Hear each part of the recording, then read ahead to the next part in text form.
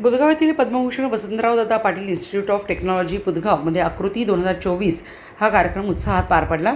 Universal control कंपनीचे सर्वेसर्वा विजय भगत यांच्या हस्ते कार्यक्रमाचे उद्घाटन करण्यात आले.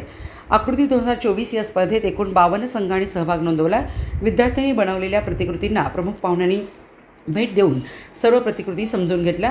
या विद्यार्थ्यांना प्रोत्साहन दिले. विद्यार्थ्यांच्या नवनिर्मिती व कलागुणांना वाव मिळावा यासाठी या उपक्रमाचे आयोजन दरवर्षी केले जाते. आकृती 2024 हा उपक्रम एक नाविन्यपूर्ण उपक्रम असून यामधून भावी सक्षम अभियंते निर्माण व्हावेत असा उद्देश आहे. दिवसभर चाललेल्या या उपक्रमात अनेक विद्यार्थ्यांनी भेटी दिल्या व प्रतिकृती समजून घेतल्या.